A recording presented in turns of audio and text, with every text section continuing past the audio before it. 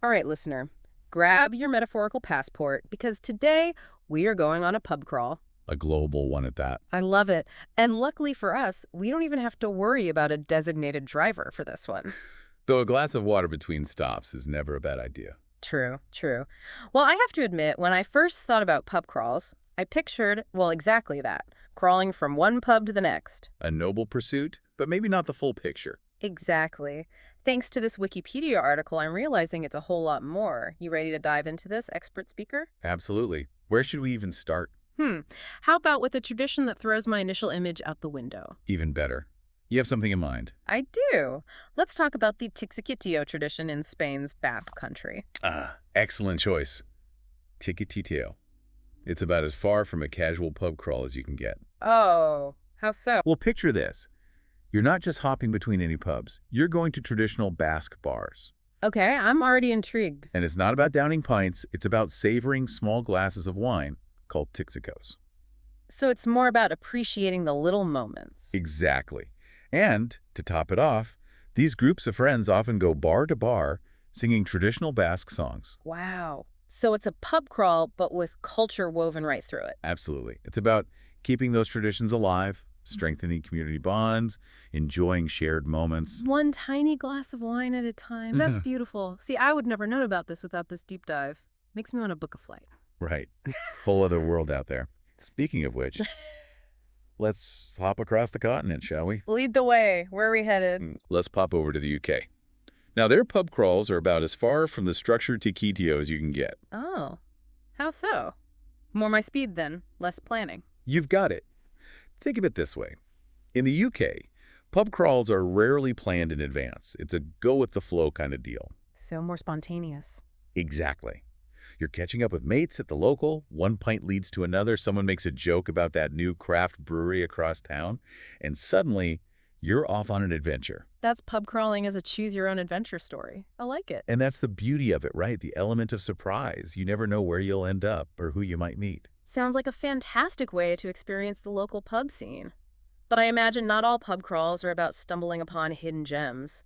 What about those massive organized ones, the ones that practically take over entire cities? Oh, you're definitely on the right track there. And for a prime example of that, we need to head down under to Adelaide, Australia. Adelaide. All right, I'm game. What's going on down there? We're talking about the Adelaide Uni Engineering Society pub crawl. Okay, university. Engineering students. This already has legendary written all over it. Oh, it's legendary, all right. We're talking thousands of students, sometimes as many as 6,000, all hopping between pubs throughout the city. 6,000. That's not a pub crawl. That's a pub tsunami. I bet the local businesses love that one. Oh, you bet they do. Huge boost to the local economy. But it also highlights something really interesting about pub crawls on this scale. What's that? They become more than just a night out. They're full-blown events with a real impact on the cities where they happen. And speaking of impact, I read about this pub crawl in Australia, specifically organized to see how accessible local bars were. You're talking about the one led by Des Ryan, right? That's the one. Mhm. An advocate for people with disabilities using a pub crawl to highlight an important issue. Love that idea. Me too. Yeah. Using something fun to raise awareness for something that needs attention. Brilliant, really. It really shows the potential, right? Pub crawls can be about so much more than just drinking, bringing people together, promoting inclusivity, driving change. I thought we were just here to talk about beer. This is why I love a good deep dive. You never know what you'll discover. You know, it's amazing how these pub crawls can be a force for good, not just a fun night out. Absolutely. It's about more than just the drinks. Speaking of good times, what about those themed pub crawls? I bet there are some real gems out there. Oh, you have no idea. Let's see, where do we even begin? Ah, yes. The classic 12 Pubs of Christmas in Ireland. 12 pubs in one night. That's a pub crawl marathon. That's the Irish Christmas spirit for you. Mm. It's become a real tradition there. I can only imagine. What's the scene like? Picture this. December in Yeah. Dublin, you and your friends, all decked out in Santa hats, reindeer antlers, maybe even a Christmas jumper or two. Okay, I'm getting to it. You hop from pub to pub, singing carols, spreading holiday cheer. And probably spilling a few pints along the way. Well, it wouldn't be a proper pub crawl without a few mishaps. Right. But you know what's interesting? We've talked about a lot of pub crawls now, and I'm noticing a trend here. Oh, what's that? Lots of student participation. The Adelaide Uni Crawl, this Irish Christmas one. Is there something about university life that just screams pub crawl? Well, it's a rite of passage in many student cultures, isn't it? You're exploring a new city, bonding with classmates, testing your limits. But let's be honest, building up that tolerance. Speaking of which, didn't we talk about a Finnish pub crawl where you actually get rewarded for how much you can handle? Yeah, you're thinking of the Yapro, a classic. That's it. Tell me more about this one. It involved patches, right? It does indeed. Picture this.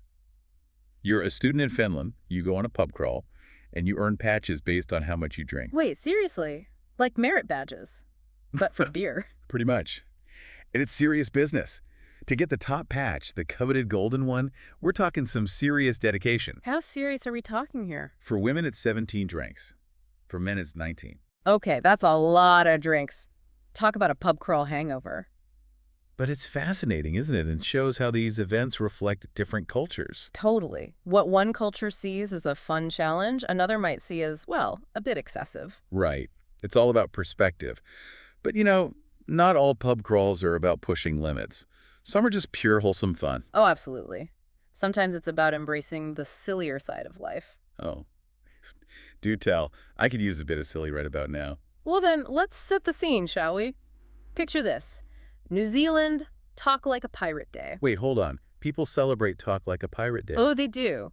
And what better way to celebrate than with a pub crawl? Of course. Why didn't I think of that? Imagine hundreds of people dressed as pirates, hopping between pubs, singing sea shanties, and ordering grog. That's amazing. Sign me up. That's it. It's official. There's a themed pub crawl out there for everyone. But I imagine not all themed crawls are met with quite the same enthusiasm, are they? That's a good point. Some, like the infamous SantaCon, have sparked quite a bit of debate over the years. Ah, SantaCon. The mere mention of it conjures up images of, well, let's just say a sea of Santas. Some more jolly than others. That's one way to put it. It started as a bit of fun in San Francisco back in '94. Seemed innocent enough. Right. But it's exploded into a global phenomenon. And with that growth comes a new set of challenges. I can imagine. What kind of challenges? Well, some cities have really struggled with the more chaotic side of SantaCon. Public intoxication, disorderly conduct. It's put a strain on resources. It's a shame because the idea itself is fun.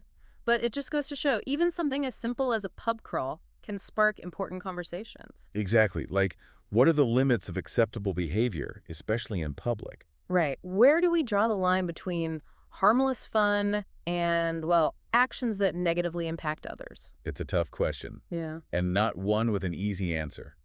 But it's something we see debated a lot these days, and SantaCon just brings it to the forefront. It's true. A very festive forefront at that. But before we get too serious again, let's take a moment to appreciate the sheer variety of pub crawls we've uncovered. From the structured and traditional to the completely spontaneous. Massive student gatherings to niche celebrations like Talk Like a Pirate Day. We've even got accessibility advocacy thrown in the mix. This deep dive has taken us all over the map. And I have a feeling there's still so much more to uncover, right, expert speaker? I came into this deep dive thinking we'd be talking about, well, mostly beer. Right. Who knew pub crawls could be so nuanced? Exactly. It's amazing how something so seemingly simple can be so complex. We've gone from the spontaneous pub crawls of the UK To the centuries-old tic-taquillo tradition in Spain's Basque Country. We marveled at the sheer scale of the Adelaide Uni Engineering Society pub crawl, thousands of students. And we even saw how pub crawls can be a force for good. Like that accessible pub crawl in Australia led by Des Ryan. Such a creative way to raise awareness for an important issue. And who could forget those themed crawls? Yeah. Talk Like a Pirate Day, anyone. Oh, and the classic 12 pubs of Christmas in Ireland. A true test of endurance. But perhaps the most thought-provoking example we discussed was SantaCon. Ah, yes, SantaCon.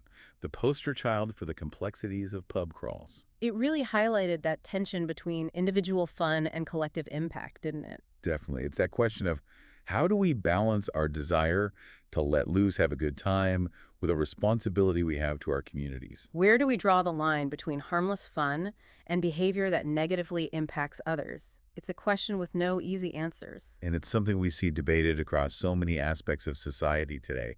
SantaCon just brings it to the forefront in a very festive way. It really does. Which I think speaks to why we do these deep dives in the first place. We came in here thinking about beer and bar hopping. And now we're having these nuanced conversations about social responsibility, cultural differences, even accessibility. It's about uncovering those hidden layers, seeing the bigger picture. Exactly. It's about understanding that even something as seemingly simple as a pub crawl, it can be a window into so much more.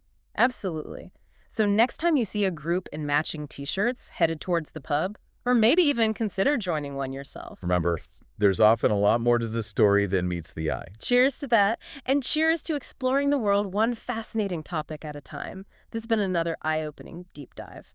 Until next time.